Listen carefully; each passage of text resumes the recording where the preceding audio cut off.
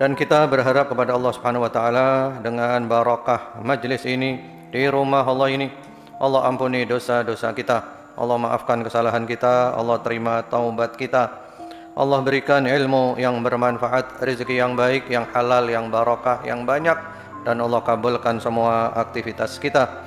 Allah berikan sehat walafiat, istiqamah sampai mati, husnul khatimah. Dan kita berharap juga untuk ayah bunda kita, guru-guru kita, dan siapa saja yang menjadi sebab terselenggaranya kebaikan yang agung ini. Kita berharap amalnya mereka semuanya dikabulkan oleh Allah, dan Allah berikan ganjaran yang terus mengalir, tidak putus selamanya. Allahumma amin. Bulan ini adalah bulan Dzulqa'dah, ini termasuk musim kebaikan yang sering kita lupakan. Yang mana bulan Dzulqa'dah termasuk Ashhurul Hurum, yang difirmankan oleh Allah di surat At-Taubah 306. Inna iddatasy syuhuri indallahi 12 syahran fi kitabillah yauma khalaqas samawati wal ard minha arba'atun hurum dzalikat dinul qayyim fala tadlimu fihinna anfusakum. At-Taubah 36, Allah menyebutkan satu tahun itu ada 12 bulan. Dari 12 bulan itu ada 4 bulan yang dikenal dengan Al-Ashhurul Hurum, yang punya kehormatan lebih dibanding bulan-bulan yang lain. Dan Allah tegaskan jangan berbuat dolim pada bulan-bulan itu. Para ulama ahli tafsir sepakat bahwa dosa yang kita lakukan pada Ashhurul Hurum itu dilipat gandakan hukumannya. Sebagaimana juga kebaikan yang kita lakukan pada Ashhurul Hurum itu ganjarannya dilipat gandakan. Dan hari ini insyaallah kita akan membahas 13 keutamaan 10 hari pertama Dzulhijjah beserta amalannya, atau panen pahala di 10 hari pertama Dzulhijjah. Ini kajian tiap tahun ya, dan ini perlu diulang untuk memberikan informasi, motivasi, dan inspirasi. Di antara keutamaan 10 hari pertama Dzulhijjah yang nomor 1 adalah firman Allah surat Al-Fajr ayat nomor 2, wal fajri walayalin ashr, demi waktu fajar dan malam-malam yang 10. Al-Hafidz Ibnu Katsir menyebutkan bahwa para ulama salaf dan khalaf mengatakan yang dimaksud malam-malam yang 10 adalah 10 hari pertama Dzulhijjah. Itu tafsirnya sahabat Ibnu Abbas, Ibnu Zubair, para tabi'in, Mujahid, dan yang lainnya. Jadi 10 hari pertama Dzulhijjah Allah jadikan sebagai bahan sumpah. Itu berarti hari-hari yang luar biasa. Kemudian yang kedua, Rasulullah sallallahu alaihi wasallam bersabda, "Ma min ayyamin al-amalu salihu fiha ahabbu ila Allah min hadhil ayyam." Yang kedua di antara keutamaannya hadits yang sahih, yaitu Rasulullah SAW mengatakan tidak ada hari-hari yang amal soleh di dalamnya itu paling Allah cintai daripada 10 hari pertama bulan Dzulhijjah. Jadi amal soleh yang kita kerjakan pada 10 hari pertama Dzulhijjah itu adalah amal soleh yang paling Allah cintai. Itu yang nomor kedua. Kemudian yang nomor ketiga, itu tadi hadis sahih ya, riwayat Imam Al-Bukhari. Lalu para sahabat itu mengadakan perbandingan, ya Rasulullah, afdalan mana? Orang amal soleh 10 hari pertama Dzulhijjah dengan orang berangkat ke medan perang. Katanya Nabi, lebih afdal amal soleh 10 hari pertama Dzulhijjah. Kecuali kalau ada orang berangkat perang membawa hartanya, dia gugur sebagai syahid, hartanya diambil oleh musuh. Kalau ada seperti itu, baru itu yang lebih afdal. Kalau enggak, maka lebih afdal amal soleh 10 hari pertama Dzulhijjah. Kemudian yang ketiga, atau ini agak kebalik sedikit. Mestinya ini yang nomor 2, tapi tidak apa-apa, sama saja. Yaitu firman Allah di surat Al-Hajj ayat nomor 28. Al-Hajj 28, wa yadhkuru smallahi fi ayyamin ma'lumat. Dan supaya mereka berzikir menyebut nama Allah pada hari-hari yang telah ditentukan. Al-Hajj 28, maksud hari yang telah ditentukan itu adalah 10 hari pertama Dzulhijjah. Itu tafsir dari Ibnu Abbas dan yang lain-lainnya dari kalangan salaf dan khalaf. Kemudian yang keempat, hadis riwayat Al-Bazzar Ibnu Hibban dengan sanad yang sahih. Rasulullah sallallahu alaihi wasallam menyebutkan afdalu ayyamid dunya ayyamul ashr. Hari-hari di dunia yang paling afdal adalah hari-hari 10 hari pertama bulan Dzulhijjah. Jadi hari-hari di dunia yang paling afdal itu 10 hari pertama Dzulhijjah. Kemudian yang nomor kelima, hadis riwayat Imam Ahmad dengan sanad yang sahih. Rasulullah sallallahu alaihi wasallam bersabda, "Ma min ayyamin a'dhamu indallah." Tidak ada hari-hari yang lebih agung di sisi Allah. Dan tidak pula amal yang paling Allah cintai min hadhil ayyam al-ashr daripada 10 hari pertama bulan Dzulhijjah. Jadi hari-hari paling agung di sisi Allah. Itu berarti kalau kita kumpulkan 10 hari pertama Dzulhijjah itu yang pertama-tama ya, hari-hari paling agung di sisi Allah. Yang kedua, hari-hari paling afdal di dunia. Yang ketiga, amal soleh di dalamnya paling Allah cintai. Itu sudah luar biasa. Kemudian yang keenam, di dalam 10 hari pertama Dzulhijjah itu ada hari Arafah. Ini terutama yang mau berangkat haji, termasuk banyak jamaah kita yang tahun ini oleh Allah diberi rezeki bisa berangkat haji. Ya, kita doakan semuanya, murid-murid, para jamaah yang tahun ini oleh Allah dipanggil untuk haji, mudah-mudahan oleh Allah diberi sehat walafiat, diberi kemudahan, kelancaran, mudah-mudahan hajinya haji mabrur, dosa-dosanya oleh Allah diampuni, hajat-hajatnya, kebaikan dunia akhirat oleh Allah diijabai, dikabulkan, dan oleh Allah diberi istiqamah sampai husnul khatimah. Allahumma amin. Jadi di dalamnya itu ada hari Arafah. Hari Arafah itu adalah hari pengampunan dosa. Hari Arafah itu adalah hari pembebasan dari api neraka. Sampai-sampai kata para ulama, seandainya 10 hari pertama Dzulhijjah itu hanya karena ada hari Arafah saja cukup, sudah cukup. Tapi lebih dari itu, hari Arafah. Terutama orang yang wukuf di Arafah dan yang tidak wukuf dianjurkan puasa Arafah. Bahkan tidak sedikit dari salafus saleh yang menganjurkan walaupun kita tidak wukuf di Arafah tetap dianjurkan berdoa pada hari Arafah. Ya, terutama di sore hari Arafah pada zuhur sampai maghrib 6 jam yang paling dahsyat.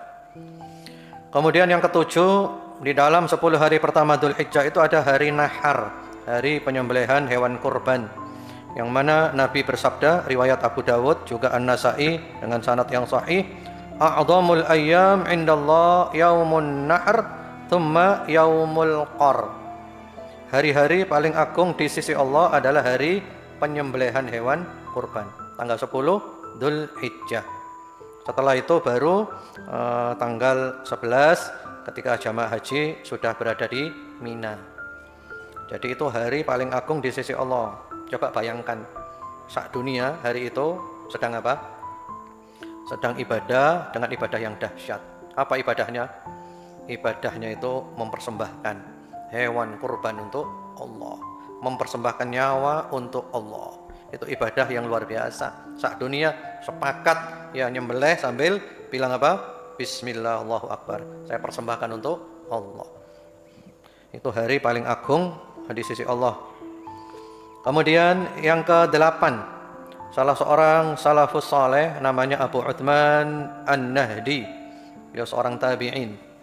Seorang tabi'in ya. Dia itu sebenarnya hidup semenjak zaman jahiliyah.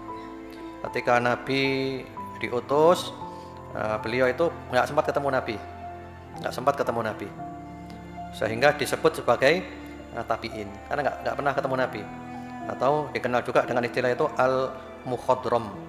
Mukhadram itu orang yang hidup zaman jahiliyah, hidup zaman Nabi, tapi nggak ketemu Nabi, tapi dia masuk Islam, orang tabi'in. Abu Uthman An-Nahdi ini mengatakan mereka para salafus saleh yu'azzimuna thalatha asyarat. Mereka itu mengagungkan 3 macam 10. Mengagungkan 3 macam 10. Jadi ada 10, jumlahnya 3, itu diagungkan. Artinya mereka anggap itu adalah musim kebaikan untuk ibadah. Apa saja 3 macam 10 itu? Yang pertama al-ashrul awal minal Muharram. 10 hari pertama dari bulan Muharram. Yang kedua wal ashrul awal min Dzulhijjah. 10 hari pertama dari bulan Dzulhijjah. Yang ketiga wal ashrul awakhir min Ramadan. 10 hari terakhir bulan Ramadan. Itu 3 macam 10 yang diagungkan oleh salafus soleh. Artinya mereka yakin ini adalah musim kebaikan untuk mendekatkan diri kepada Allah Subhanahu wa taala. Di antara 3 macam 10 itu yang paling terkenal yang mana? 10 hari terakhir Ramadan, ya kita sibuk iktikaf, kita sibuk qiyamul lail, kita sibuk ini itu. Tapi 10 hari pertama Dzulhijjah mana suaranya? Ya enggak ada yang menghidupkan. Padahal ya yang nomor 9, para ulama itu mengadakan perbandingan lebih afdal mana 10 hari terakhir Ramadan dengan 10 hari pertama Dzulhijjah. Afdalan mana itu? Ya, para ulama mengadakan perbandingan. Di antara Syekhul Islam Ibnu Taimiyah rahimahullah taala, kesimpulannya afdalnya sama-sama afdal. Cuman beda terletak pada malam dan siang. Kalau 10 hari terakhir Ramadan lebih afdal malam-malamnya karena ada malam Lailatul Qadar. Kalau 10 hari pertama Dzulhijjah lebih afdal siangnya. Ya, karena itu mestinya kita menghidupkan 10 hari pertama Dzulhijjah seperti 10 hari terakhir Ramadan. Idealnya gitu ya, idealnya gitu. Jadi luar biasa 10 hari pertama Dzulhijjah. Kalau ada musim-musim kayak gini jangan disia-siakan. Karena belum tentu tahun depan saya masih hidup. Boleh jadi ini adalah yang terakhir. Kemudian yang ke-10. Yang ke-10 yaitu ucapan dari sahabat Anas bin Malik radhiyallahu taala anhu, dan ini ada di dalam kitab Syu'abul Iman karya Imam Al-Baihaqi. Sahabat Anas bin Malik radhiyallahu taala anhu mengatakan, "Kana yuqalu fi ayyamil ashr bi kulli yaumin 1000 yaum wa yaum Arafah 10,000 yaum." Yakni fil fadl. Bahwasanya dikatakan berarti oleh para sahabat. Dikatakan 10 hari pertama Dzulhijjah itu 1 hari keutamaannya seperti 1000 hari. Sedangkan hari Arafah keutamaannya seperti 10.000 hari. Ini kan luar biasa kan? Jadi 10 hari pertama Dzulhijjah itu tanggal 1 sampai 9, 1 hari sama dengan apa? 1 hari sama dengan ya 1000 hari. Sampai tanggal 8 ya, tanggal 8 ya.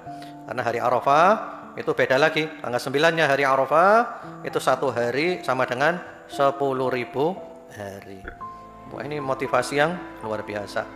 Kemudian yang nomor ke-11, ucapan Al-Imam Al-Auza'i, yaitu imamnya penduduk negeri Syam, salah seorang tabi'in. Ini juga ada di dalam kitab Syu'abul Iman karya Imam Al-Baihaqi.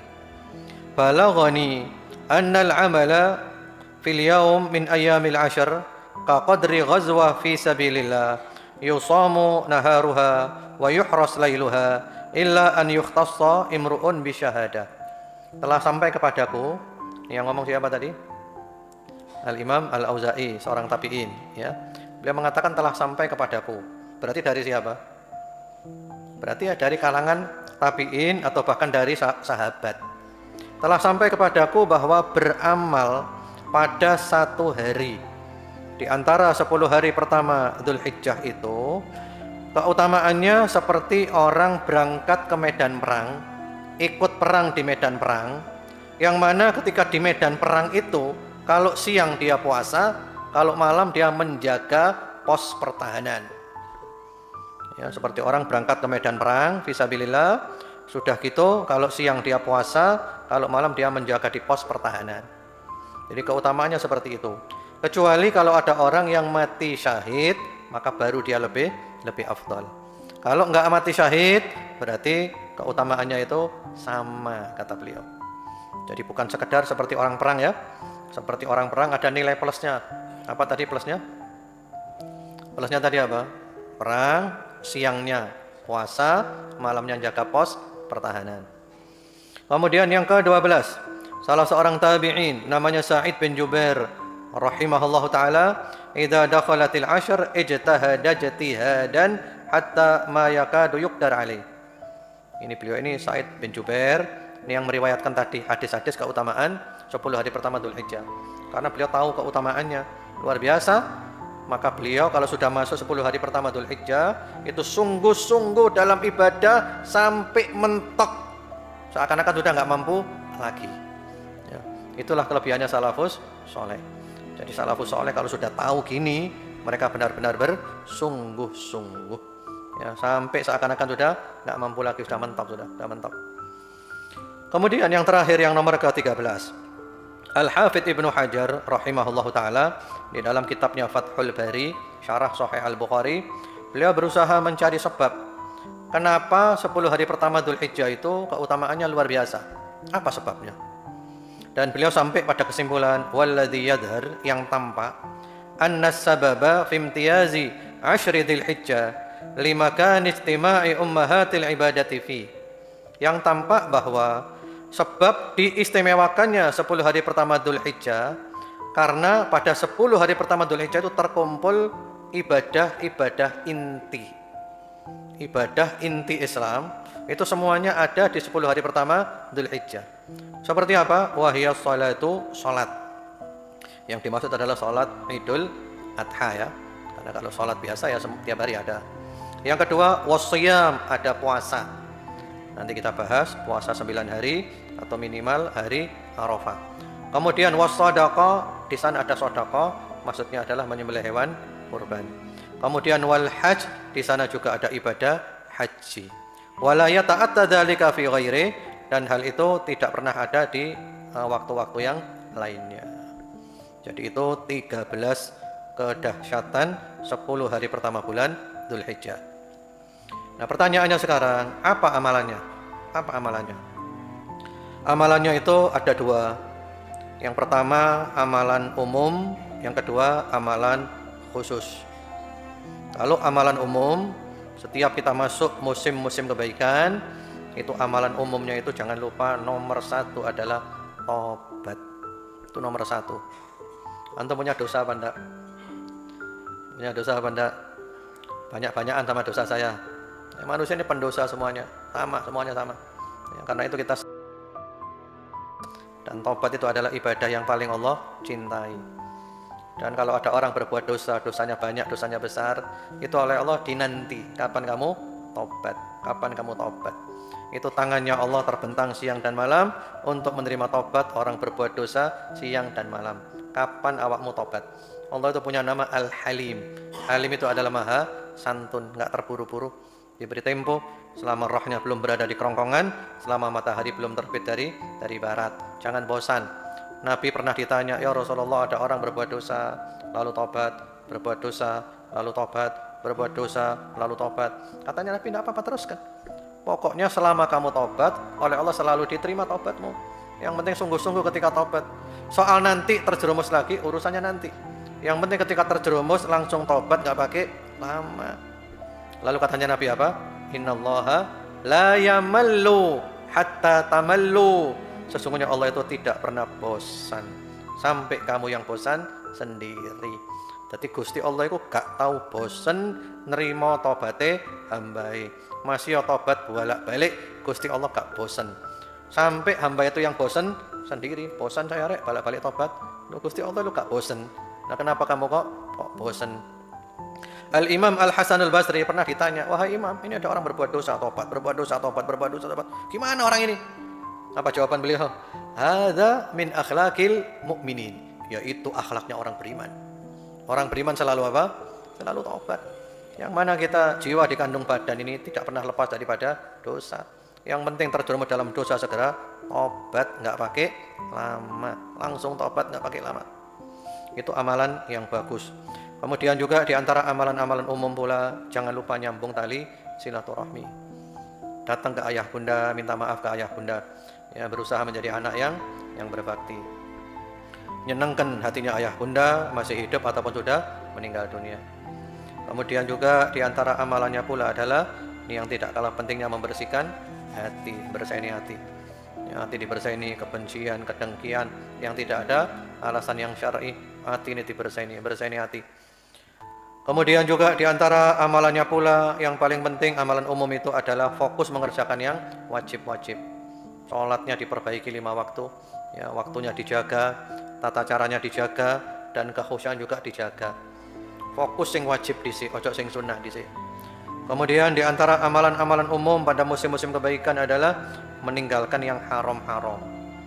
Ya, fokus ngerjakno sing wajib, ninggalno sing haram. Itu fokus nomor 1. Baru setelah itu nambahi lagi dengan ibadah-ibadah sunnah. Ya, sholat sunnah, qiyamul lail, sholat sunnah rawatib, sholat duha. Kemudian juga yang banyak berdoa.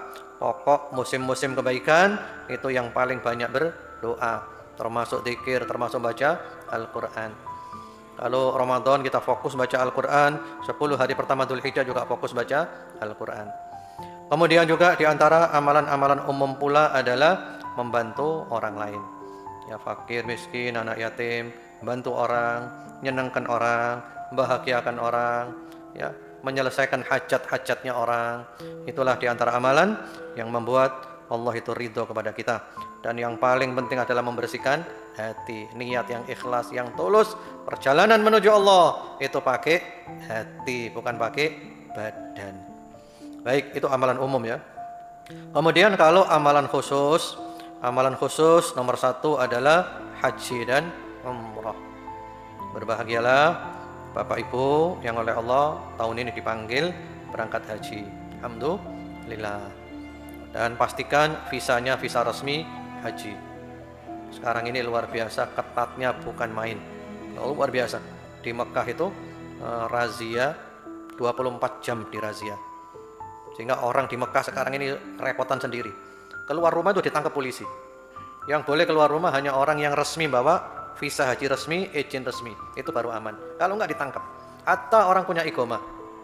Dan tadi malam saya dapat info 40 jamaah pakai visa amil, visa pekerja, dipulangkan. Ya, dia pakai visa pekerja karena bukan visa haji resmi, dipulangkan. Itu pertama-tama kalau dipulangkan gitu ya. Yang pertama, uangnya balik apa enggak? Itu tergantung travelnya. Itu yang pertama, uangnya enggak kecil, ratusan juta. Itu yang pertama, uangnya balik apa enggak? Ya. Yang kedua, malunya itu loh. Itu yang beban berat. Sudah pamitan berangkat, sudah mungkin bikin acara, sudah gitu enggak jadi berangkat. Itu beban luar biasa, sampai ada orang mati gara-gara enggak jadi berangkat haji. Nanggung malunya itu, stresnya itu. Apalagi dia punya diabetes, dia punya hipertensi, langsung gulanya naik, darahnya naik, mati akhirnya. Malunya itu luar biasa. Enggak semua orang itu siap mental ketika ternyata belum ditakdir untuk berangkat haji. Tidak semua orang siap mentalnya seperti itu. Tapi kalau resmi, alhamdulillah, masya Allah, tabarakallah. Karena itu kalau bisa, yang paling aman itu adalah ikut hajinya pemerintah, baik haji yang reguler atau haji yang plus. Ya, itu insya Allah lebih aman, lebih aman. Kemudian yang kedua, di antara amalannya 10 hari pertama Dzulhijjah ini adalah puasa 9 hari. Itu ada ajarannya loh. Kalau ada yang bilang nggak ada, gini aja, kamu buka kitab fikih 4 madhab, nggak ada khilafiyah. Mau madhab Hanafi, madhab Maliki, madhab Syafi'i, madhab Hambali, 4 madhab sepakat bahwasanya istihbab saumi al-ayyam al-awwal min Dzulhijjah, yaitu dianjurkan puasa pada 10 hari pertama Dzulhijjah, maksudnya adalah 9 hari. Karena tanggal 10 itu kan Idul Adha ya, 1 sampai 9. Itu nggak ada khilafiyah ya ikhwan. Karena sekarang ini nanti ada yang aneh-aneh, nggak ada ajarannya, nggak ada ajarannya. Terus sekarang gini loh, kan tadi disebutkan kan, amal soleh 10 hari pertama Dzulhijjah itu paling Allah cintai. Puasa amal soleh atau bukan? Puasa itu amal soleh, masuk di dalamnya. Ditambah lagi ada hadits yang secara spesifik menyebut itu. Riwayat Imam Ahmad, An-Nasai dan yang lainnya. Dari sebagian istri Rasulullah sallallahu alaihi wasallam, beliau mengatakan kana Nabi sallallahu alaihi wasallam yasumu tis'a Dzulhijjah. Bahwasanya Nabi Muhammad sallallahu alaihi wasallam itu puasa 9 hari pertama Dzulhijjah. Hadits ini punya 2 makna. Makna pertama itu tanggal 9, makna kedua adalah puasa 9 hari. Dan yang jelas, yang pasti disepakati oleh 4 madhab. Al-Imam An-Nawawi rahimahullahu ta'ala mengatakan, falaisa fi shaumi hadhihi tis'ah karahiyah. Puasa 9 hari ini tidak makruh, bal hiya mustahabbah istihbaban syadidan. Bahkan puasa 9 hari ini sangat dianjurkan, la siyama at-tasi' minha wa huwa yaum Arafah, terutama tanggal 9-nya yaitu hari Arafah. Karena itu kalau bisa kita niatkan puasa 9 hari. Eman, ini musim-musim kebaikan kan? Musim kebaikan. Kalau kita mau puasa 9 hari, kalau menurut tanggalan yang ada ya, kalau nggak ada perubahan, tapi kita tetap menunggu pengumuman sidang Itsbat. Nanti kan ada pengumuman ya, masuknya Dzulhijjah. Kalau nggak ada perubahan itu mulai hari Rabu tanggal 28 Mei. Itu masuk tanggal 1 Dzulhijjah. Sudah niat puasa 9 hari. Kalau kita tidak mampu puasa 9 hari, ya sudah puasa semampunya 8 hari, 7 hari, ya minimal satu hari. Yaitu yang nomor 3, puasa hari Arafah tanggal 9 Dzulhijjah. Nah, puasa Arafah itu ikut mana? Ikut jamaah haji di Mekah atau ikut negaranya masing-masing?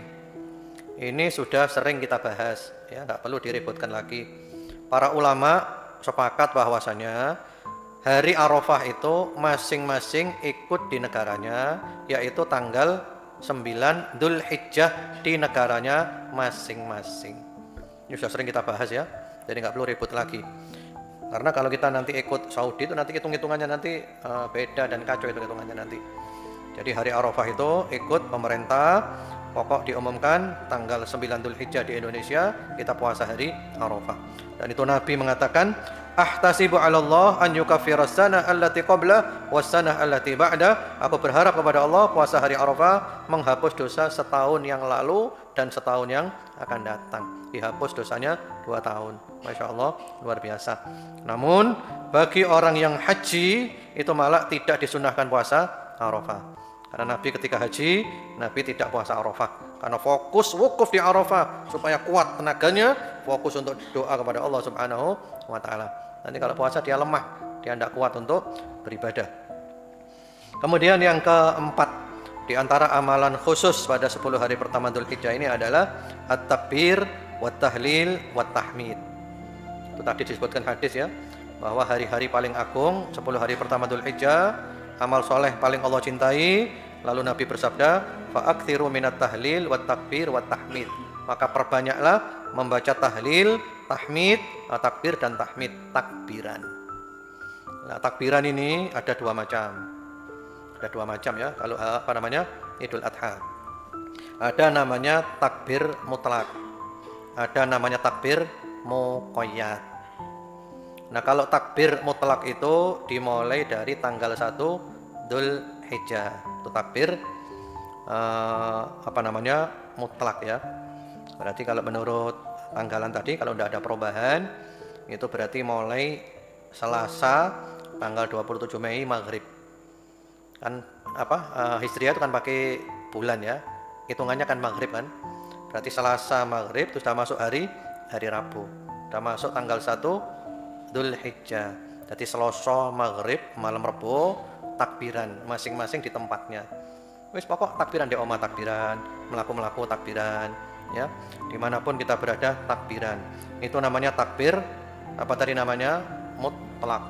Dan itu diamalkan oleh sahabat Abdullah bin Umar, sahabat Abu Hurairah, riwayat Imam Al-Bukhari.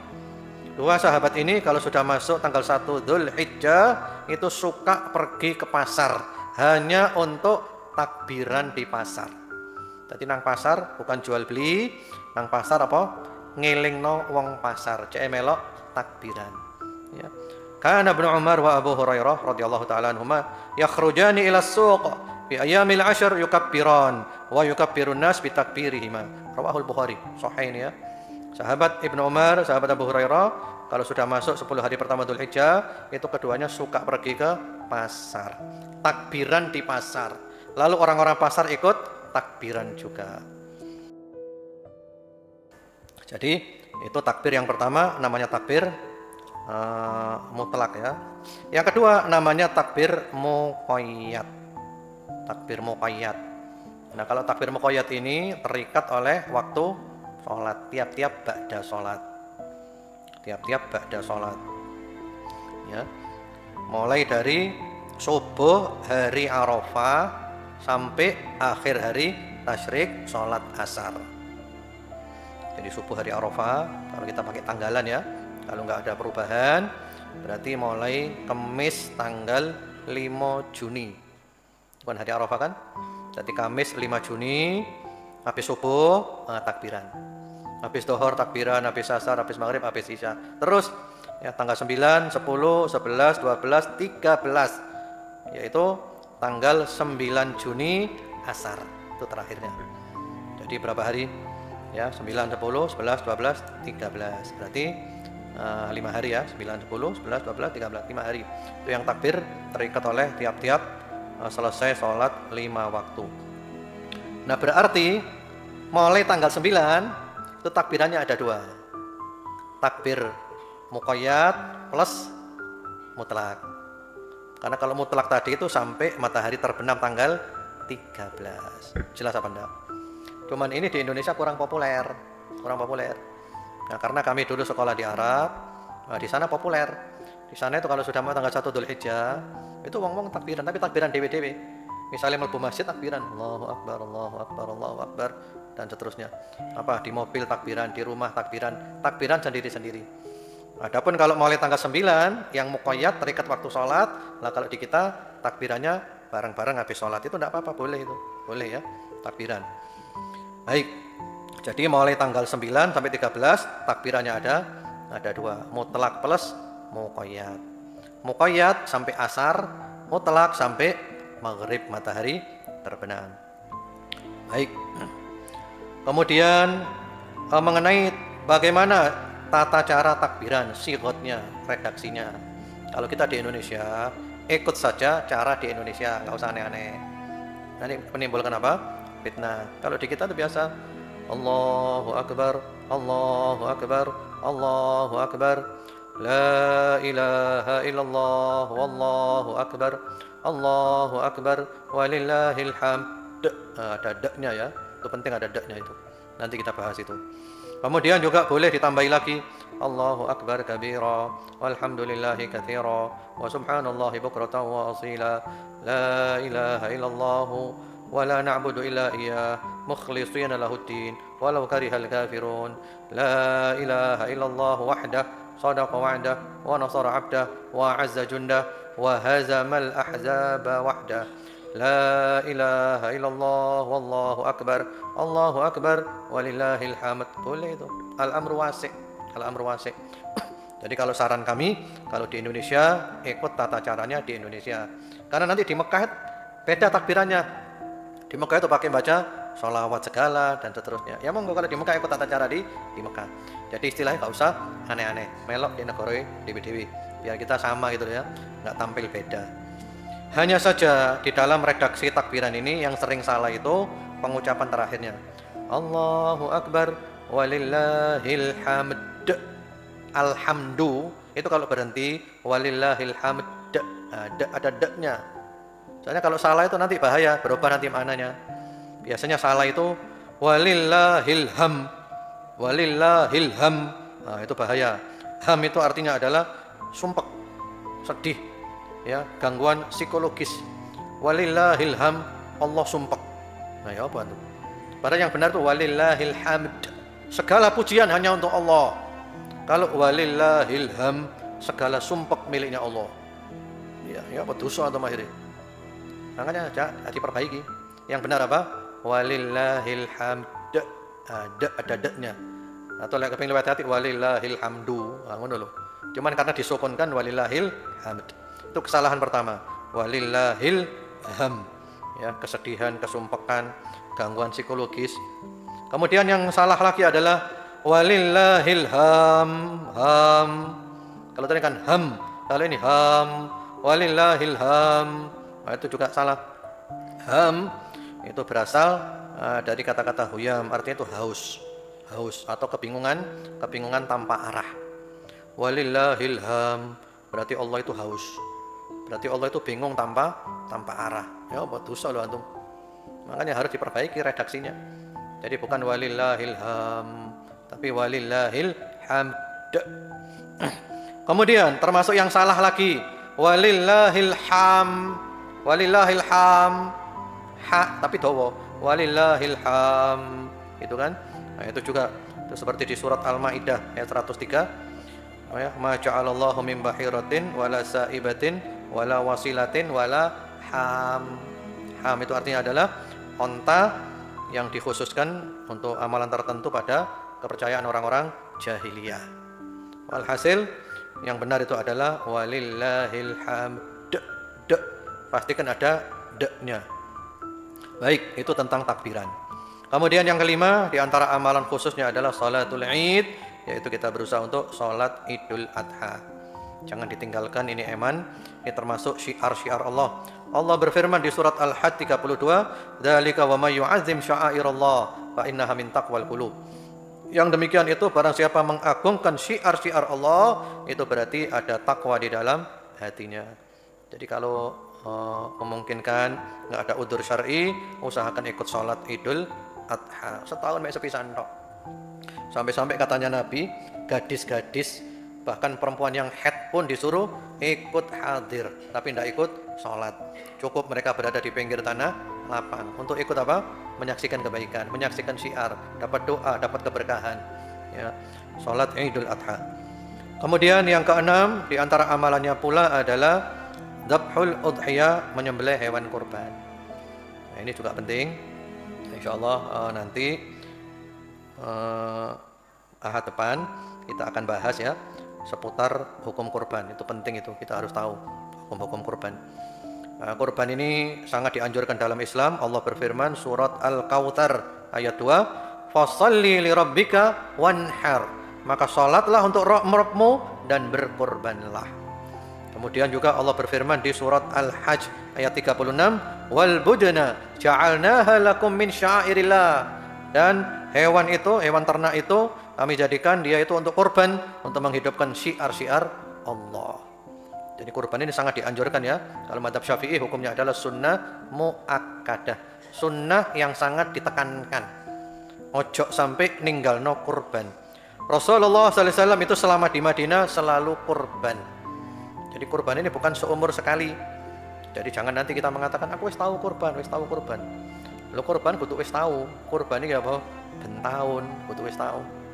Sampai-sampai Nabi mengancam, riwayat Ibnu Majah, riwayat Imam Ahmad dari sahabat Abu Hurairah radhiyallahu taala anhu, itu Nabi bilang apa? "Man kana lahu sa'ah wa lam yudhi fala yaqrabanna musallana." Barang siapa yang oleh Allah diberi kelapangan rezeki, bisa kurban tapi dia tidak mau kurban, jangan mendekati musalla kami. Jangan mendekati musalla kami. Ya, itu diterangkan oleh para ulama. Dan salat itu kan di musalla ya kalau zaman Nabi dulu. Jadi wong sing mampu kurban, gak gelem kurban, gak usah melok salat Id, gak usah melok salat Id. Sana kumpul dengan kambingnya saja. Karena dia lebih suka dengan kambingnya daripada untuk kurban. Sana kumpul kambingnya saja. Seperti itu. Nanti ini ancaman yang keras. Dan insya Allah kita itu kurban tidak ada ruginya. Antum kurban itu untung dan untung. Kalau rugi nih. Insya Allah nanti kita bahas hikmahnya kurban. Kemudian sampai-sampai para ulama mengatakan, apakah boleh kita itu utang untuk kurban? Boleh apa enggak? Utang untuk kurban. Bisa boleh, bisa tidak boleh. Yang boleh itu adalah ketika waktunya kurban, kita pas nggak ada uang. Tapi uangnya itu cair bulan depan. Atau cair 2 bulan lagi. Itu enggak apa-apa, utang dulu. Demi menghidupkan apa? Syiar. Utang dhisik gak apa-apa kayak kurban, menghidupkan syiar karena waktunya terlewatkan nanti. Lah nanti ketika uangnya cair, utangnya dibayar. Itu kalau dia yakin bisa bayar utang. Yang kedua, enggak boleh kalau dia tidak yakin bisa bayar utangnya, enggak boleh. Ya, kan ini hukumnya adalah sunnah muakkadah. Jadi lek yakin bisa bayar utangnya, enggak apa-apa, utang dhisik demi menghidupkan syiar yang waktunya terlewatkan. Baik. Itu dulu aja kajian kita pada hari ini. Nah, insya Allah hari Ahad depan kita akan bahas 19 ilmu kurban. 19 ilmu kurban. Sudah saya kumpulkan materinya. Dan sebenarnya pembahasannya banyak ya. Kalau seandainya nanti waktunya tidak cukup, karena kita cuma 3 kali pertemuan dengan hari ini, berarti kurang 2 kali pertemuan. Itu biasanya sebagian materi saya bahas di pengajian ibu-ibu hari Selasa. Jadi hari Selasa ibu-ibu kita khusus bahas tentang 10 hari pertama Dzulhijjah. Nanti tentang kurban, termasuk hikmah disyariatkannya kurban. Apa hikmahnya kurban? Itu sudah saya tuliskan 11 hikmah ibadah kurban. Insyaallah nanti kita bahas pada waktu berikutnya. Wallahu a'lam bishawab. Semoga Allah jaga kita, Allah lindungi kita, Allah selamatkan kita, Allah mudahkan kita untuk mengamalkan ilmu yang sudah kita pelajari ini. Baik, kemudian saya buka WhatsApp saya. Kalau sudah ada pertanyaan masuk, saya jawab dulu insya Allah. Monggo, boleh dikirim di WhatsApp. Sudah ada pertanyaan yang masuk. Seorang melakukan dosa lalu tobat. Setelah itu dosa lalu tobat lagi. Apakah ini justru mempermainkan ibadah kepada Allah Subhanahu wa taala? Padahal kodratnya manusia adalah tempatnya salah dan dosa. Jazakallahu khairan. Ya, wa jazakumullahu khairan. Betul sekali. Ini permasalahan yang sering disalah pahami. Orang berbuat dosa lalu tobat. Berbuat dosa lalu tobat. Apakah itu berarti main-main? Apakah berarti dia itu Allah itu dipermainkan? Bisa jadi ya, bisa jadi tidak. Kalau memang dia tobatnya itu nggak sungguh-sungguh, memang main-main, ya berarti memang mempermainkan Allah. Tapi kalau tobatnya sungguh-sungguh, namun di tengah jalan terjerumus lagi, itu manusiawi. Coba antum, ada enggak di antara antum yang nggak terjerumus dalam dosa? Ada. Kalau antum ada di sini, ya berarti antum malaikat. Yang tidak berbuat dosa itu malaikat. Jadi ada tiga, ada malaikat, ada iblis, ada manusia. Malaikat itu nggak punya dosa. Kalau iblis berdosa terus, nggak tobat. Nah kalau manusia itu kayak kita, berbuat dosa kemudian tobat. Itu manusiawi. Bahkan ada sebuah hadits. Nabi itu mengatakan, innal mu'mina khuliqa mufattanan tawwaban nasiyan idza dzukira dzakar. Sesungguhnya orang mukmin itu diciptakan oleh Allah dalam keadaan selalu tergoda. Hidup ini penuh dengan godaan. Cuman orang mukmin itu rajin tobat. Ketika menyadari terjerumus dalam dosa, dia cepat-cepat apa? Tobat, nggak pakai lama. Tapi orang mukmin itu setelah tobat lupa lagi, terjerumus dalam dosa lagi. Tapi orang mukmin itu ketika diingatkan sadar lagi, langsung tobat lagi. Itu orang mukmin itu. Masih apa yang sewu? Yang tidak berbuat dosa itu siapa? Sopo ono awak gak dosa rek? Gak ono. Hatta ustaz podo kabeh, ustaz kiai kabeh podo pendosa kita ini. Cuman dosanya beda-beda, hanya beda dosa kita ini. Dan kita ini tampak baik bukan karena kita baik aslinya, tapi karena apa? Karena keburukan kita itu oleh Allah ditutupi. Lek gak ditutupi Gusti Allah kan wong apik. Sampai-sampai salafus saleh sing malim-malim pol-pol itu bilang apa? Lek dosa iku ono ambune. Kalau dosa itu ada baunya, itu tidak ada orang berani di samping saya. Karena bau saya apa? Tidak enak baunya saya. Tapi untung dosa gak ono ambune. Ya seperti itu. Dan dalilnya itu banyak. Mengenai orang berbuat dosa lalu tobat lagi itu akeh. Bahkan di Sahih Bukhari Muslim itu ada orang berbuat dosa lalu dia bilang, ya Allah aku berbuat dosa, ya Allah ampuni ya Allah. Apa kata Allah? Hambaku tahu kalau punya Tuhan yang bisa mengampuni dosa, yang bisa menghukum dosa, dan dia minta ampun, aku ampuni hambaku. Lalu terjerumus lagi, minta ampun lagi. Allah bilang gitu lagi sampai berkali-kali. Sampai terakhirnya kata Allah apa? Berbuatlah sesukamu. Artinya apa? Selama kamu tobat, itu tobatmu selalu diterima oleh Allah. Yang penting ketika tobat itu sungguh menyesal, tidak berbuat lagi, janji tidak akan mengulangi selamanya. Kalau ada urusan dengan orang diselesaikan, sudah selesai. Di tengah jalan terjerumus lagi, ya tobat maneh.